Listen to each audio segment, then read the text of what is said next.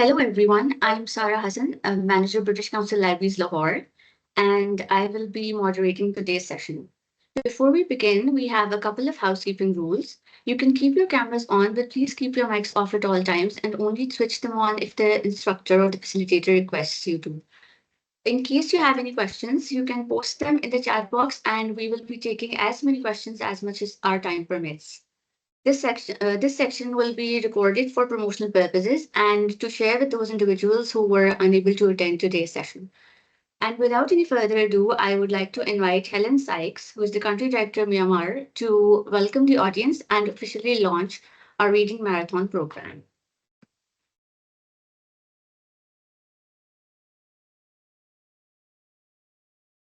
Over to you, Helen. Helen, you are on mute. Hi, everyone. Sorry, I have a bit of a problem with my laptop. Okay, great to be here. Thank you so much for inviting me to open this. I was really excited to, as the new country director in Myanmar. Libraries are really close to my heart, and it's brilliant to be in a virtual room full of people who love reading, whether they're reading a book or they're reading digitally. So welcome, everyone, and thanks for joining. It's great to see so many people. I think I can see people from Myanmar, from India, from Sri Lanka. I think we have Spain, Algeria, Egypt. So people from all over the world with this global, passionate love of reading. So wonderful to see you all.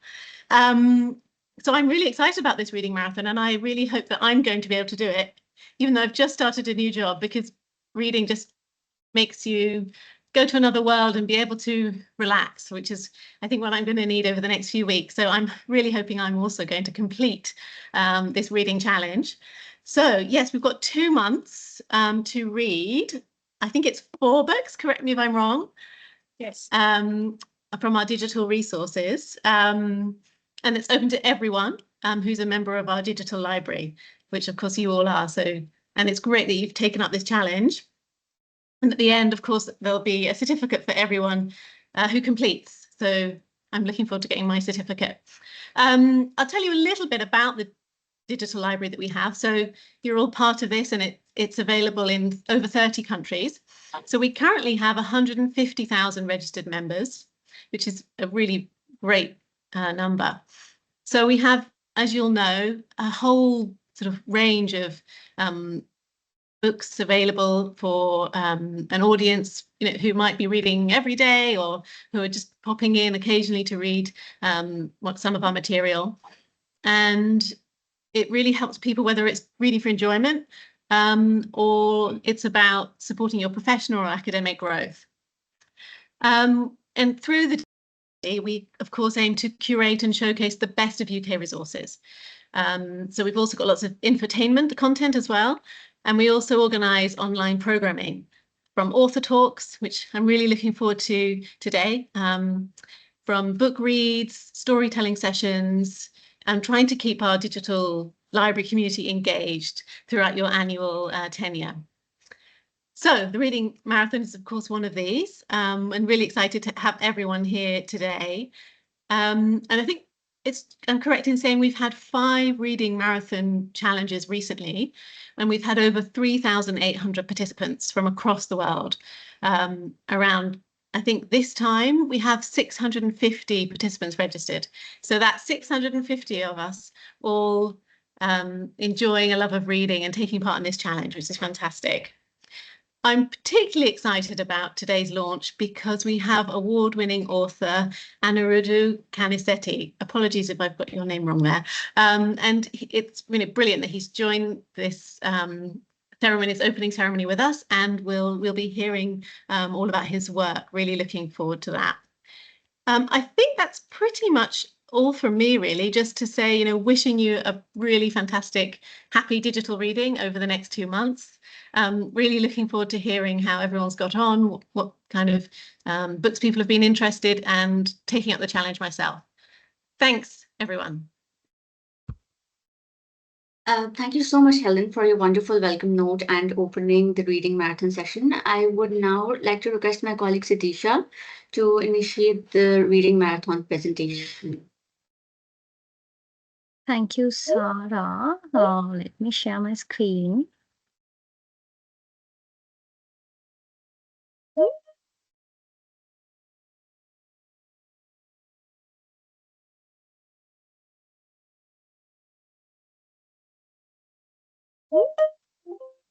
You can see my screen? Yes, it is visible. Okay. Hi everyone. So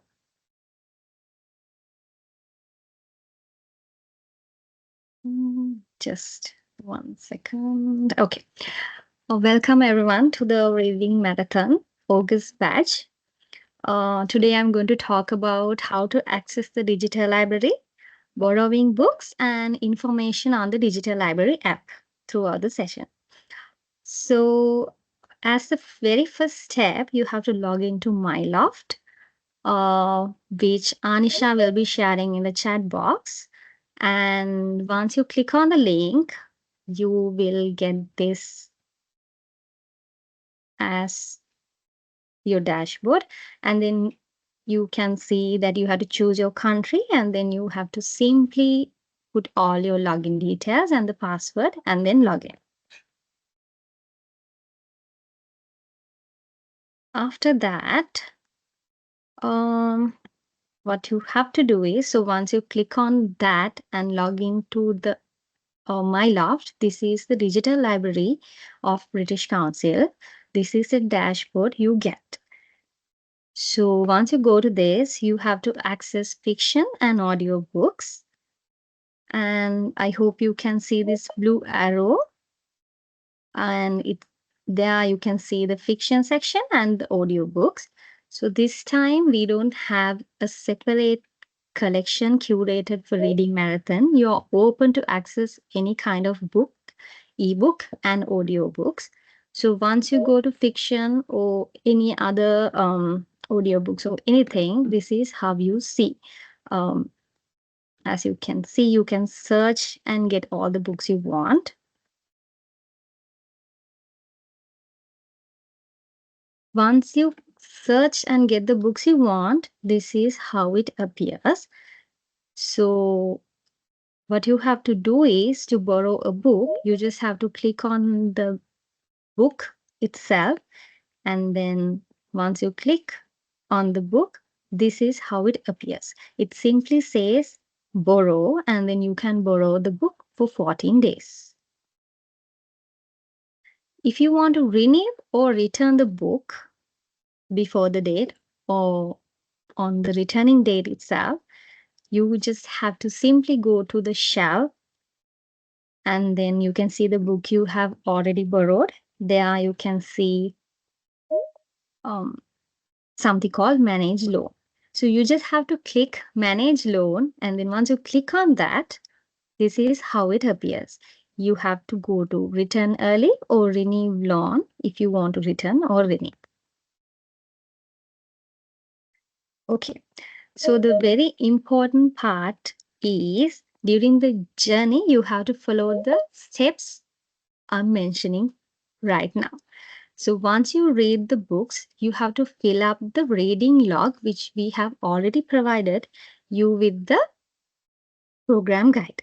And also you have to join the Padlet via the link we have provided and stay connected with the fellow participants in the group so that you can discuss the books and what you have already read. And we are posting a question every day so that you can discuss with each other. And also, you have to at least read 4 books to receive the certificate of reading marathon. So the links for reading log and the Padlet are already provided in the program guide, which we have already sent you through the email, which we mentioned the opening ceremony link. Okay. So to download the British Council Library app, you have to simply go to Play Store or App Store and install MyLoft app, and then follow the same steps as you're browsing the web to access the digital library. If you have any queries regarding the reading marathon or how to access the digital library, you can simply write to this email, digitallibrary@britishcouncil.org. I hope it was, I hope you got the important details for the session, the journey ahead. Thank you so much. Thank you, Sadisha. I would just like to come in. So the presentation was about how you can go about, how you can read the books in this 2 months. So in this session, in this 2 months literary journey, you have to read 4 books at least, as Sadisha mentioned. And there was a question in the chat whether you have to read it only from the fiction collection. No, the name of the icon where you need to select, it's the name of the icon is fiction, but you can read any books from the digital library as per your choice. And in case if you have any queries regarding the challenge, please write to us at digitallibrary@britishcouncil.org.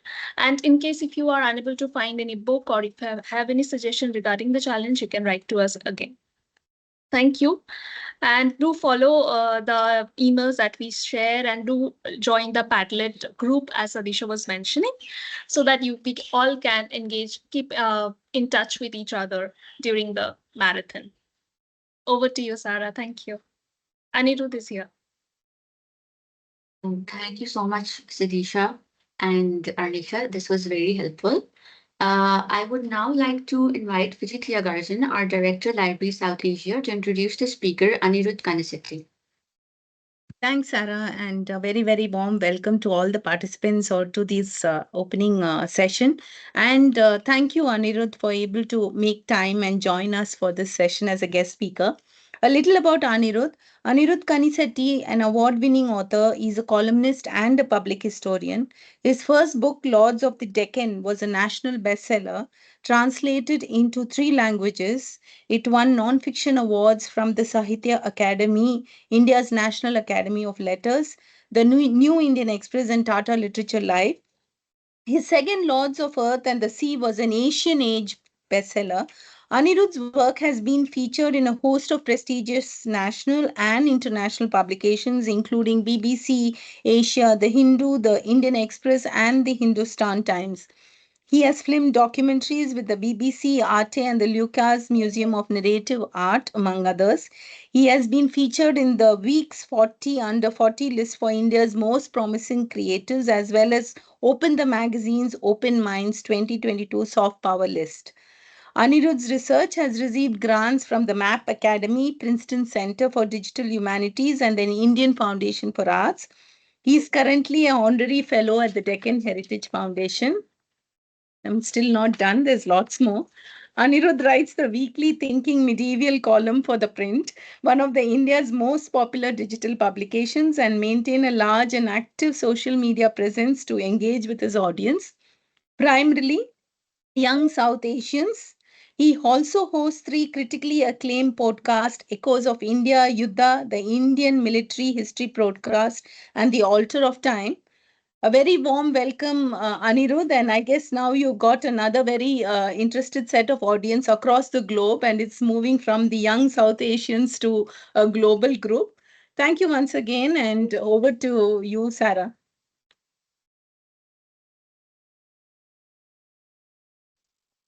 Thank you so Uh, much. I hope I'm audible.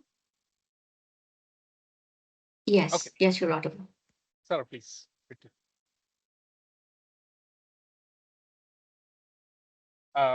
Should I begin speaking? Yeah, okay, great. So thank you all so much for inviting me. Um, Whenever my bio is being read, I always wonder who on earth the person being introduced is. Um, um, it's such a pleasure to be talking to members of a British Council library, because in many ways my library journey began with the British Council. My reading journey began with the British Council, and I really would not be I would not have been able to achieve um, anything that I have in all these years if not for the passion for reading that I developed through my library membership. Um, when I was very young, my parents moved to the US. My mother, my grandmother could not speak English, could not read or write. My mother, growing up, was really insistent that English would be the way that she would be able to um, learn, study, educate, empower herself. And as she was raising me, she really instilled those values into me as well. I learned English practically before I learned my mother tongue, which is Telugu. And when we moved to the US, just access to this fantastic public library system that the US had just allowed me to expand my curiosity almost endlessly to the point where we'd be showing up at the public library in our neighborhood every week. I'd be borrowing like 4 or 5 books, and the librarians would be suspicious and would ask my parents if I'd actually managed to read all of the books that I was returning. And so you can imagine coming back to India, which didn't have as much of a thriving public library culture. It was quite a shock to me. Even my school library wasn't as expansive as the public libraries that I had access to in the US, with the sole exception within the city of Hyderabad of the British Council Library.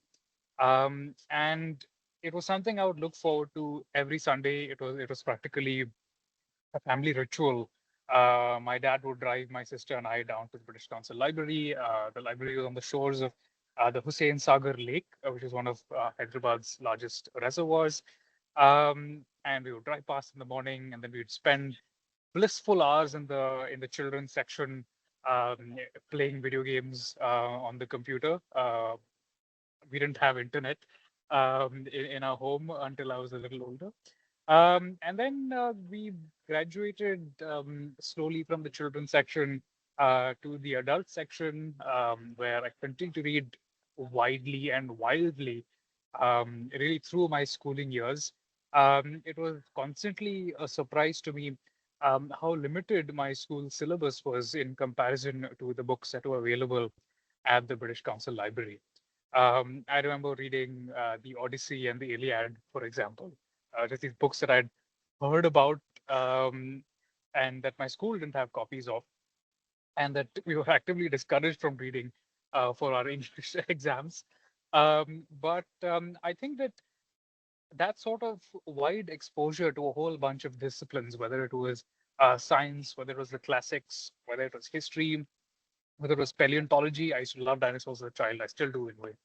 Um, I think just the fact that libraries have access to or allow a gateway to the world's knowledge um, allowed me to really satiate and explore and develop my curiosity. And also, simultaneously, as I developed my skills as a reader, it also, I believe, made me a better writer. I never had to study for my English grammar exams in school because I would just know intuitively what the answer was to every question because of all the literature that I was being exposed to.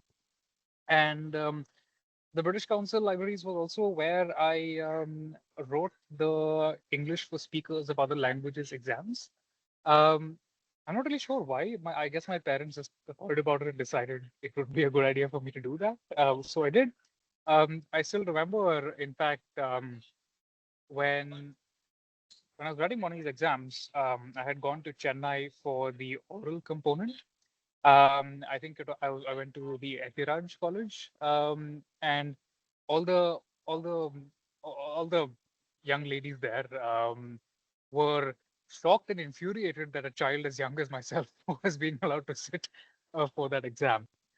Um, so honestly, I could go on and on. I have so many fond memories of the libraries. But let me talk a little bit about my transition into writing. Um, Even though I work primarily in the space of history now, I actually studied engineering, like a lot of young South Indian men generally are told to do by their parents.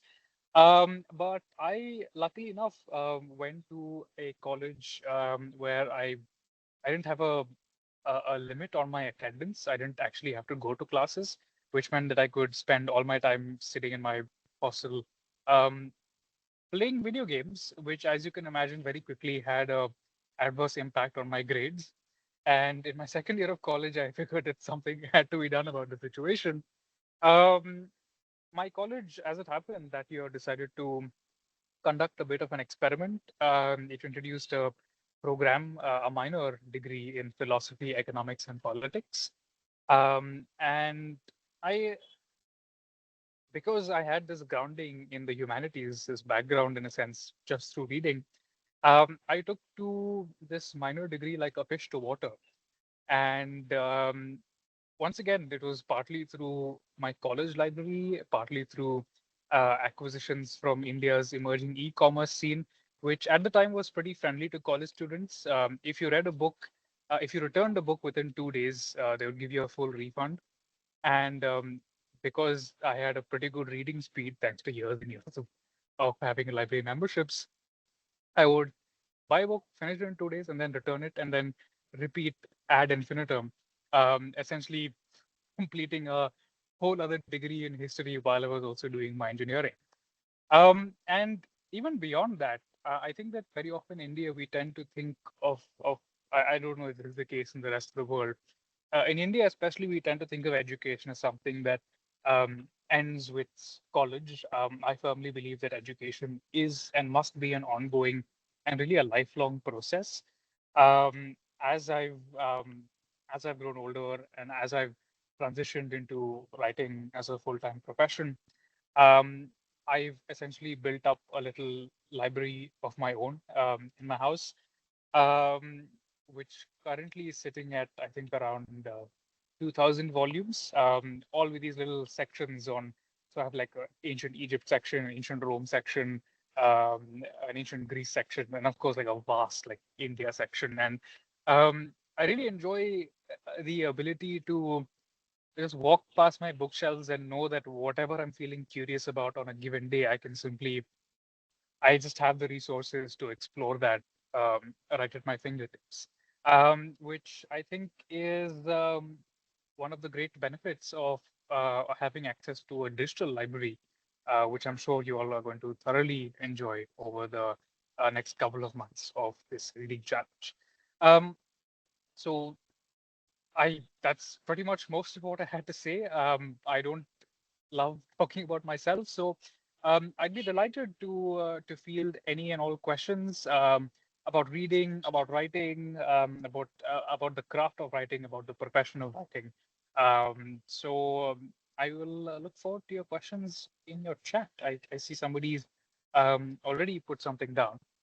So what's the Yes. protocol? Can I just read out from the chat, or would Uh, somebody else like to do it? Or So thank you so much, Anirudh, for sharing your really inspirational stories. I, for one, am personally really impressed by your vast library collection. So beginning with the first question that we have here. So there's one of our participants, Hizbullah Lahar. He's based in Pakistan, and he wants to know that from the past last 3 years, he has been writing a novel. It's his first time writing. It just happened that all of a sudden and somehow he has finished with 400 pages in his first draft, and there's a portion in his novel which appears as a cliche. And he's feeling a mental block to not write a cliche. So the question basically is that as a writer, what do you think about cliches, and what would you suggest is the best way to write a cliche? that's a really interesting question. I would say that different writers have different perspectives on cliches. I personally think that cliches exist for a reason. There are some kinds of tropes in storytelling that I think have remained with us as a species for thousands of years. Think about, for example, the hero's journey, one of those classic literary tropes. But when it's done well and when it's done in a refreshing way, it can work wonders.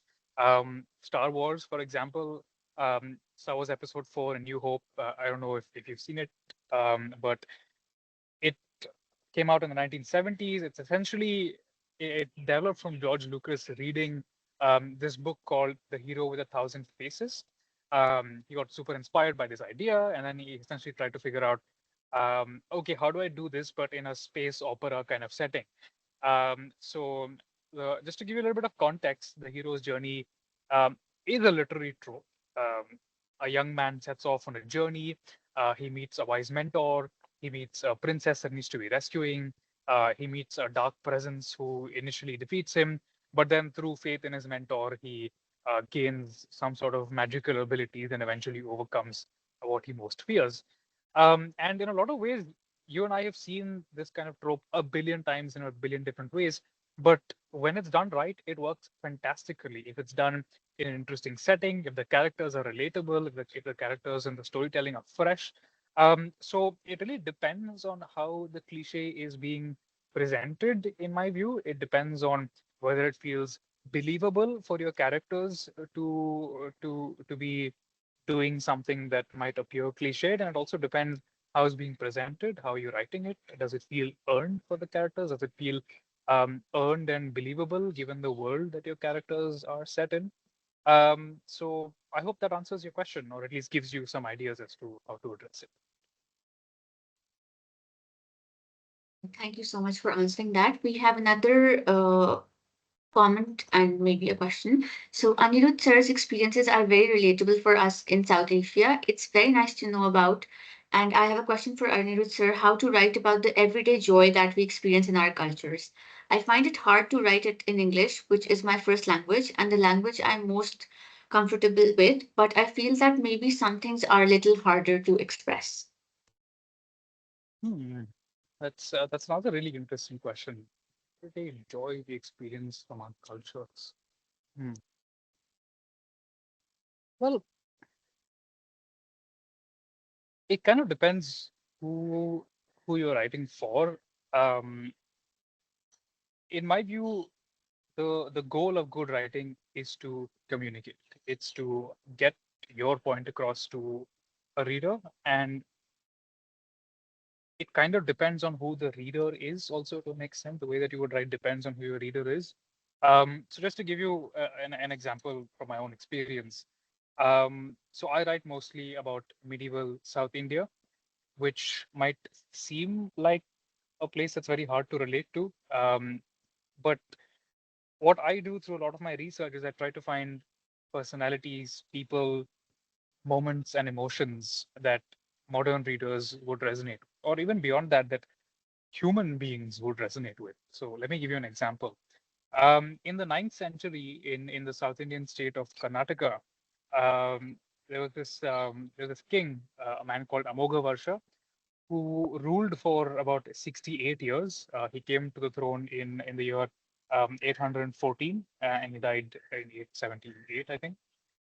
He was born in the year 800, which means that he came to the throne at the age of 14 because his father, who was this dashing conqueror type, had died young. Um, and now this man is best known today because he commissioned a grammar of a courtly variant of a language called Kannada.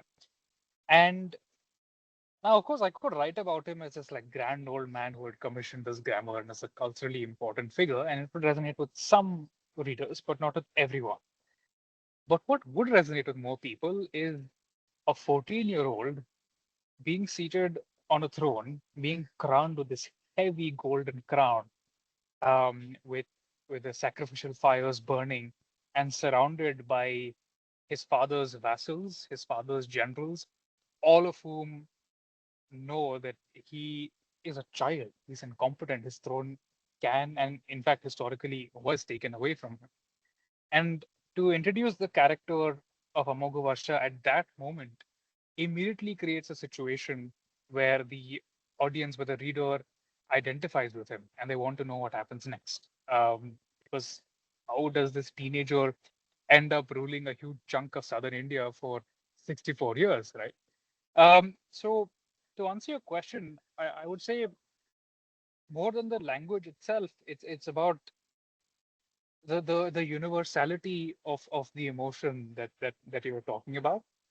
Um, if you can find a way to bridge the gap between yourself and a reader by connecting the emotion that you feel in this everyday joy in your culture to the everyday joy that all of us feel, then I think that you're on solid ground. So I hope that answers the question. I would kind of need to know what specifically what you're referring to give you specific advice. But I think in general terms, I hope that you find this. Thank you for answering that question. Moving on to the next one.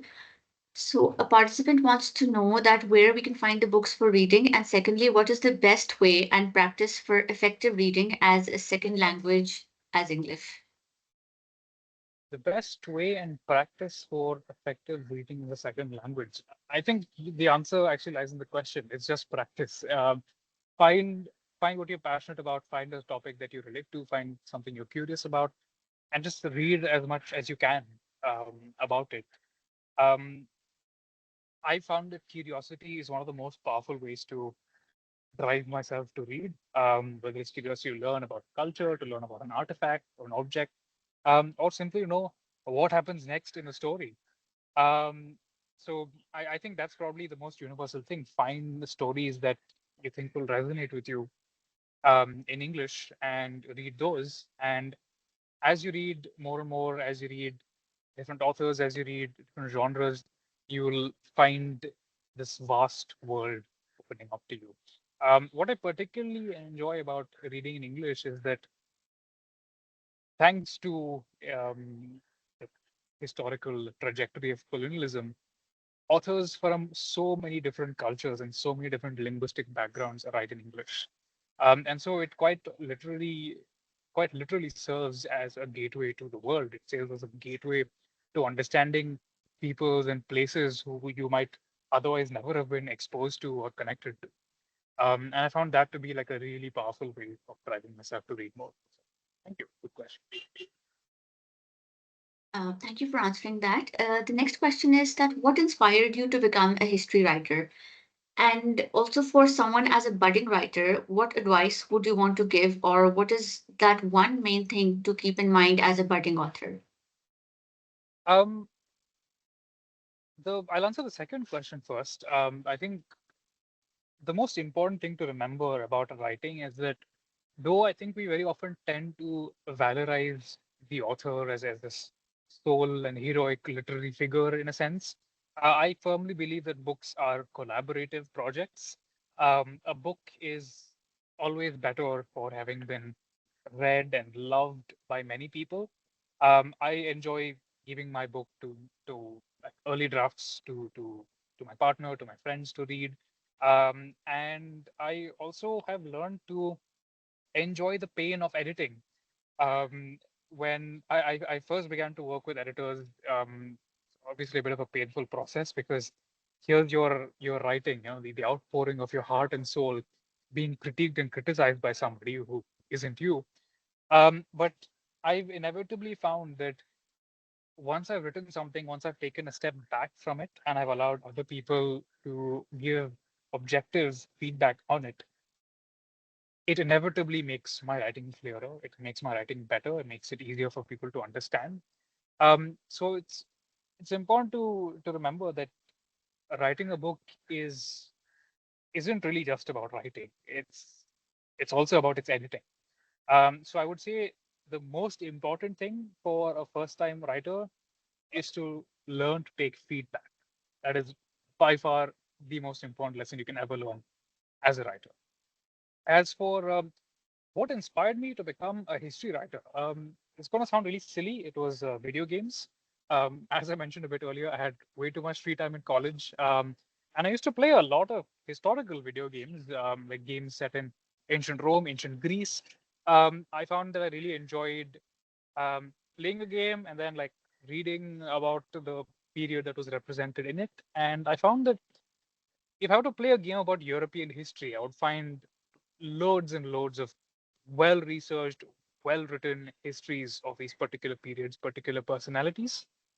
But when I began to develop curiosity about Indian history, I found that most Indian history writing is done by academics for academics or for history students.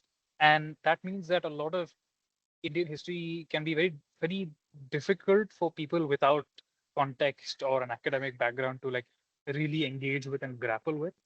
And I found that I really enjoyed and really had a talent for reading these dense works and building out of them stories that people could understand and relate to and engage with critically and intelligently. Um, so I began with podcasts. I really enjoyed the podcasting format.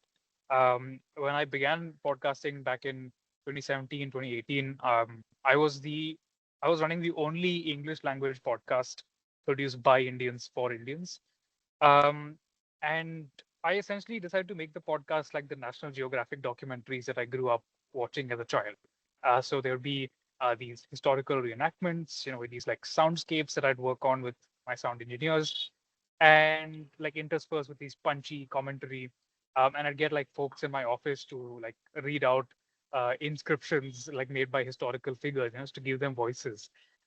So, for example, when I was talking about a Buddhist stupa, um, as you may know, Buddhist stupas very often were not royal projects. They were very often crowdfunded. So people from a bunch of different backgrounds would commission small parts of the stupa. And they just leave these like really humble and like beautiful little inscriptions like, oh, this is the humble gift of such and such, who's the wife of such and such from such and such village. So I'll get like a colleague to read that out. Just to like really ground history and make it feel like it's a history of like human beings like you and me rather than these grand like royal figures that dominated the imagination. Um, and it did so well. It found such a passionate and kind audience that I knew that I had found my calling. I just couldn't go back. So that's really what got me started.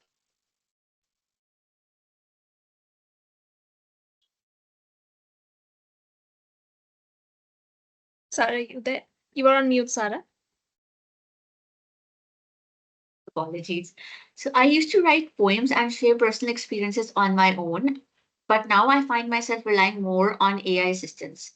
Have others experienced a similar shift? And if so, what can we do to reignite our creative passion? So, if Anirudh, if you can share your experience on this. Simple answer: don't use AI. it's uh, I do think that there is a place. There is a place for AI, but um, just to give you a little bit of context, I think it kind of helps that I come from an engineering background because my default instinct when a new technology comes out is to be a little doubtful about the claims that are made of how effective and how useful it can be. So what we're calling artificial intelligence now isn't really intelligent. It's essentially a large language model, which is to say, it's a language calculator. That's all it is. It aggregates, seeks patterns, and then spits out the same patterns again and again. So while it isn't very helpful for creativity in terms of coming up with ideas that genuinely like speak to you and might speak to other people, I think that what AI models are useful for is editing. And even then, they've really got to be taken with a pinch of salt because AI is also kind of encouraged to be super nice to you and not give you like really hard feedback. Um, and very often, you've got to like read what the AI is saying about your work and then go back and like really think about whether this makes sense rather than implementing its suggestions like blindly. Just because the AI calls itself intelligence doesn't mean that we can sign away our intelligence in the creative process. So I think it's very important to keep that in mind. Um, I like I said, there can be a space for it in your workflow as a writer, but I think the fundamentals of ideation, fundamentals of your research, and the later stages of your editing should remain in your hands. Um, there are some things and connections that human minds can make, especially if you've enriched your mind with reading. There are connections that you can make that no computer, no language calculator ever can. So be careful with AI, is what I'll say. So the next question is along similar lines. That do you think that AI might impact the creativity of a writer? Yes, I think we're already seeing that happen. I mean, there's AI writes in this particular verbose way that it thinks sounds intelligent, but to a informed reader actually just sound unnecessarily pompous. And now I can see it everywhere I look. And I think that how do I put this? We live, and I completely understand that we live in a very digitally overwhelming time. We're constantly bombarded by enormous quantities of information from all directions. And sometimes these provoke such strong emotions that just the very task of being on your computer screen can be an exhausting process. And the result of that, I think, has been that increasingly as a society or like really as a species, I feel like there's a tendency to outsource our thinking to the machines with this idea that the machines are somehow more objective and can think better than we can, but they absolutely cannot, no matter what the good folk at Silicon Valley say. Um, this is them selling to their investors. Do not be taken in by it. I think that in all forms of creative endeavors, if you want quality, you need humanity. Um, so the less we outsource to AI as creators, the better it is for us as a species. And this is not to say, like I said, there can be a space for it, but do not allow AI to do your thinking for you. Thank you for answering that. I think that's a really good word that if you need quality, there should be humanity. So moving on to the next question, one of the participants says that I was a bookworm, but with the passage of time, with more responsibilities and less time, that bookworm died, and she wants to know basically that how can she reignite that spark? So this is actually something that I've struggled with quite a lot. Um, Reading too much does burn you out, as much as not reading at all. So I think the solution to that, at least what I found, is to read something that's really low stakes, read something that's really easy to get into, that holds your attention. Carve out just a little bit of time for it. Um, Read 10 pages, read 15 pages, and slowly you'll find yourself getting back into the groove again. For me, my go-to when I'm feeling completely exhausted with doing too much research, I read P.G. Woodhouse, an author that I was introduced to the British Council Libraries, as it happens. So I really enjoy his Blandings Castle series, which are set in this idyllic English country manor, where the most high stakes things that happen are a pig is disqualified from the annual county competition for being the heaviest pig in the area. And so that sort of thing, it's just so wittily written. It's just so down to earth. It's so full of these beautiful descriptions of natural beauty, that it inevitably opens up the mental barriers again and allows me to read again. So might not work the exact same for you, but there will be a book or an author who is sufficiently engaging, sufficiently low stakes, sufficiently calming, that you will want to read more and more of that author. And then from there, take a leap and start to read larger and more complex books. That's what I generally do. I think that's a wonderful idea. Um, so the next question is that has a reader ever shared feedback with you that's just has a reader ever shared feedback that deeply moved or surprised you? A lot of readers have shared feedback that's deeply moved me. So I write about my first book was about the Deccan region.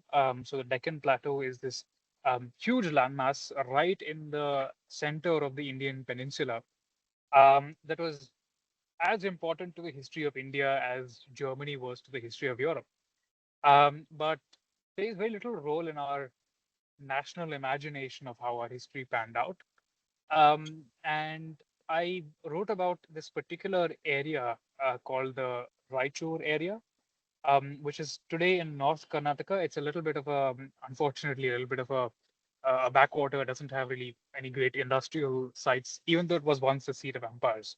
So I wrote of it at a time when it was the seat of empires. And I remember one of my book events, somebody who was from Raichur came up to me and said that they had never seen the name of their town mentioned in any history book until they read mine. And they were so happy and thankful and grateful that somebody had spoken about their history again. And there have been so many readers who told me that I've managed to change or shift the way that they see the past. I've shifted their relationship with history. I've given them reasons to travel. People have sent me photos of of of, of themselves reading my books in places that I've never been to. So my books have gone to the fjords of Sweden, which I've never been to. And it's just crazy to think that one's work could reach places that one has never been, could influence minds and people that you could have never imagined. And that to me, I think it made me so grateful to be able to create and to be able to put my work out there to be appreciated by other people. And that's not something that AI that's not a feeling that AI can ever replicate. So thank you for reminding me of that. It's a very fond memory. Thank you for sharing that with us. Um, so is another very interesting question. How do you know when a book is done? I know a book is done. My editor says, "Shut up, let's time to go to the publishers." That's pretty much when.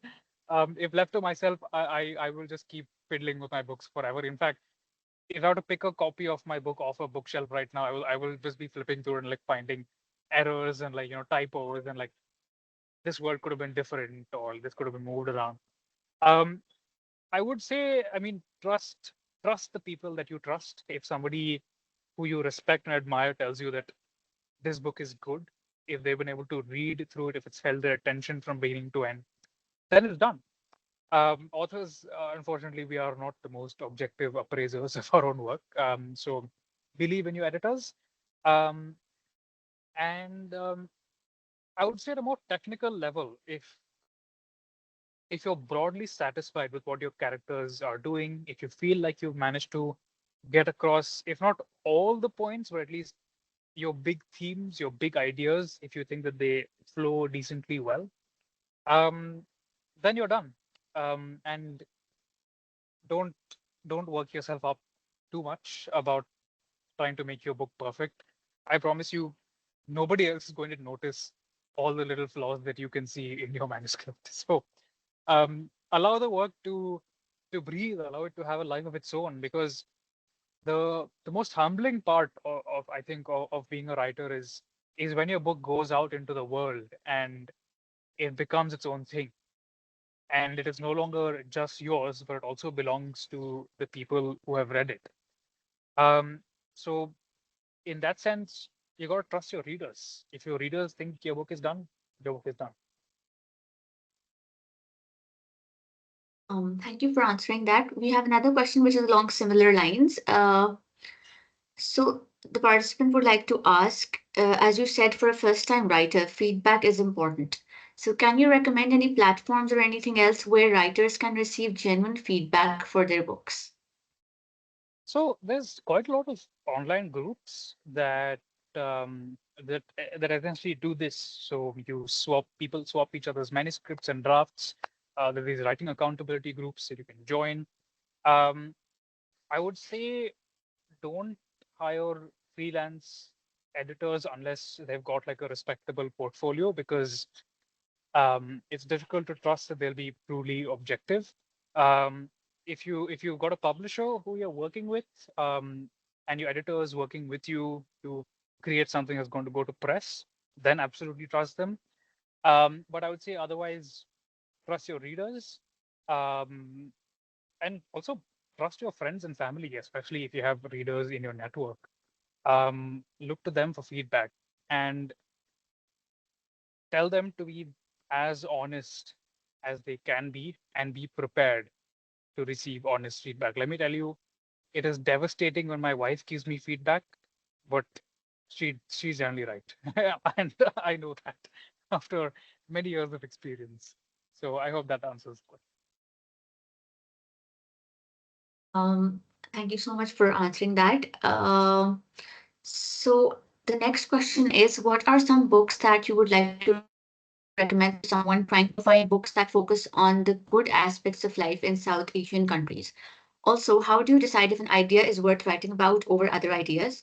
And the participant worries that what they find to be an important detail is really just irrelevant for their readers.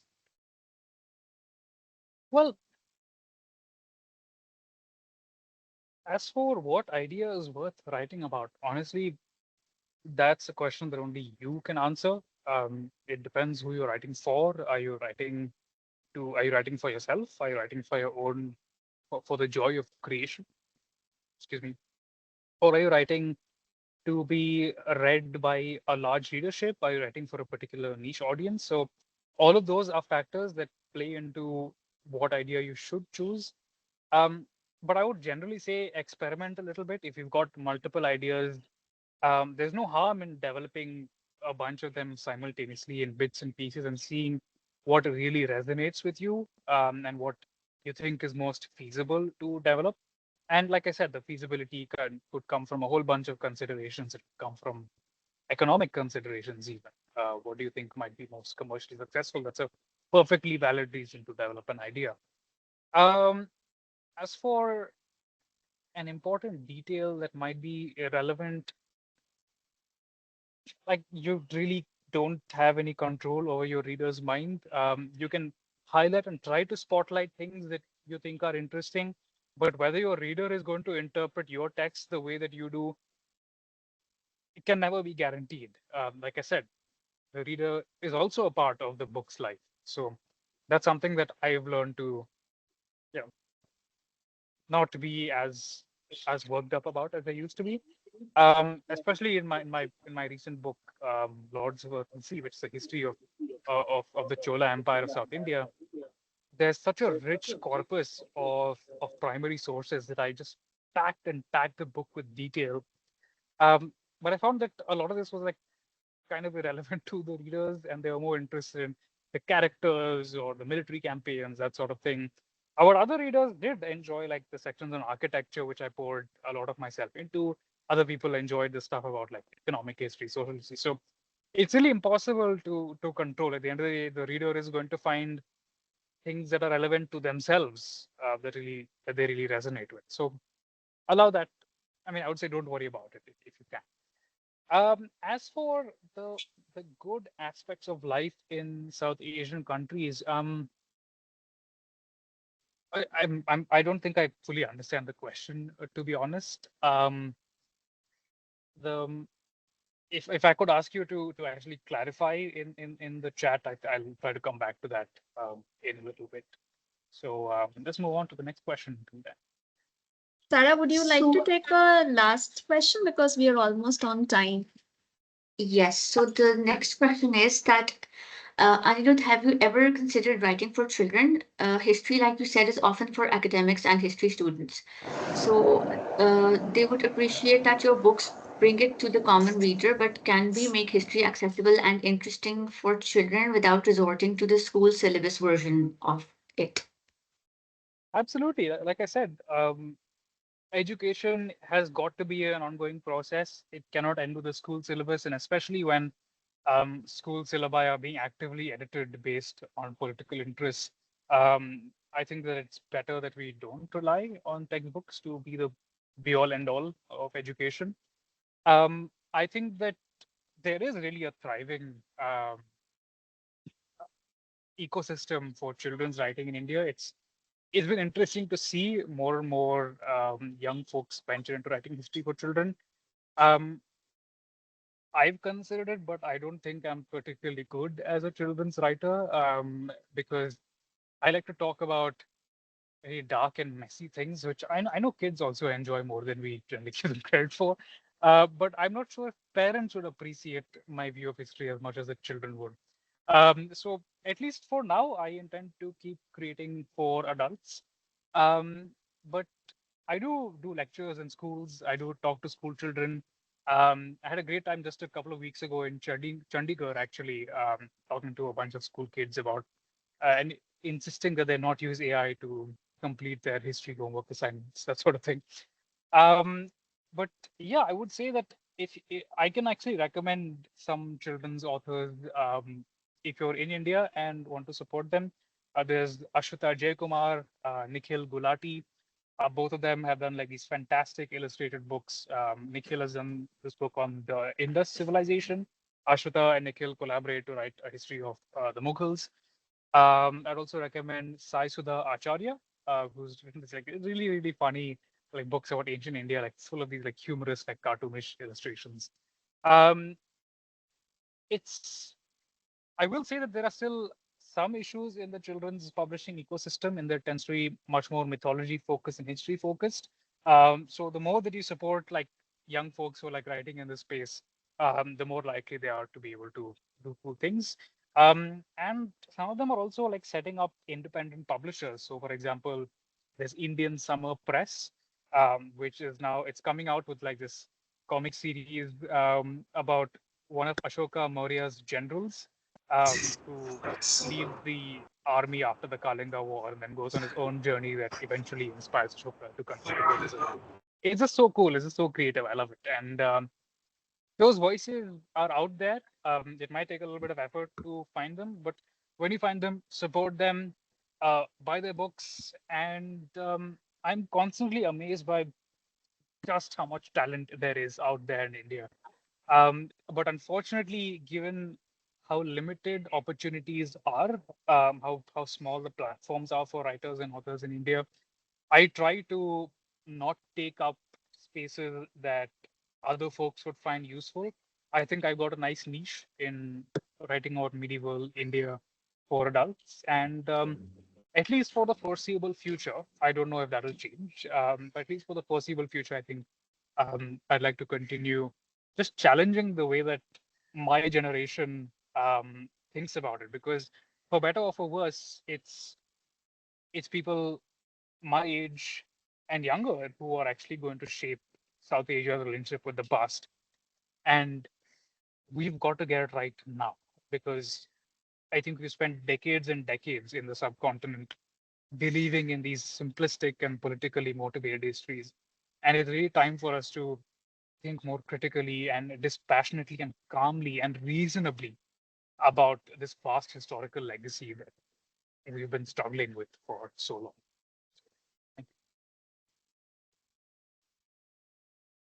Thank you so much, Anirudh, for sharing your wonderful story, your inspirational story, your ideas, your personal anecdotes, and also for answering most of our questions. I know a lot of the audience still has a lot of burning questions. And thank you all for attending this session and making it very interactive with all your amazing questions. So, without any further ado, because we are running short on time, I would like to invite Helen for her closing remarks. Hi, everyone, and thank you so much. That was absolutely fascinating. I really enjoyed listening to you talking. And it's just brilliant to hear how much the British Council has played a big part in your reading and writing journey, and what an inspiration the British Council has been to you. And now you are sort of giving back and being a real inspiration to so many of our members. So what a sort of great circle. Thank you. I think we had brilliant questions from the audience. It was really interesting to see so many sort of budding writers and asking questions about your writing process. So not just readers, but also really avid writers out there, and great answers, of course. I really like your views on cliches and storytelling. That was really an interesting take. And yeah, about your sort of writing process, and particularly about the sort of editing process, which I know is very challenging. So great to hear you sort of embracing that and the importance of choosing a good editor and all of that. Also really important to hear your thoughts about AI. I think, it's just a really sort of important kind of word of caution for all of us around AI in storytelling. So thank you for bringing that to the fore. I did feel quite relieved when you mentioned about the importance of some light reading. I am in the middle of some very light reading in quite a busy period in my life. A book I picked up in a beach hotel. It's called What a Way to Go by Bella Mackie, and it's the lightest book I've ever read, but actually it's such a relief at the end of the day to just read a chapter before I go to sleep. So yes, mixing up with some sort of heavier literature is definitely an important message for everyone, not to feel guilty about it, I think. What else did I wanted to say? I think, yeah. Oh, well, I think everyone's got a challenge here, and that is to take a photo of themselves with one of your books in the most interesting location. So it would be great to see some pictures, perhaps in our reading marathon that anyone might want to post.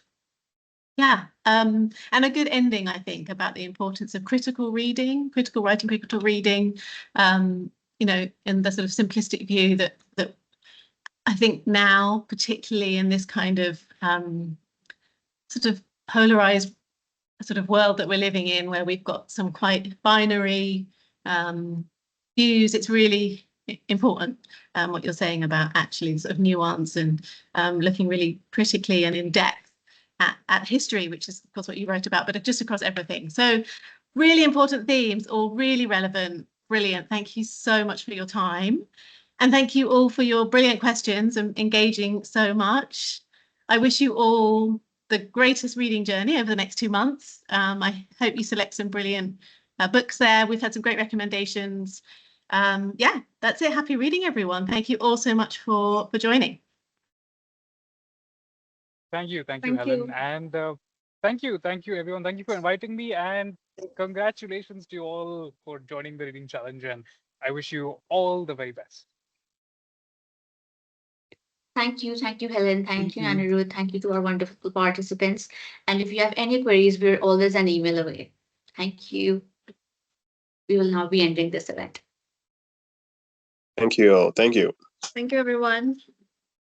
Thank you. Bye, everybody. Bye. Bye, Helen. Bye. Thank you. Thanks. Goodbye. Have a Thank you. Bye.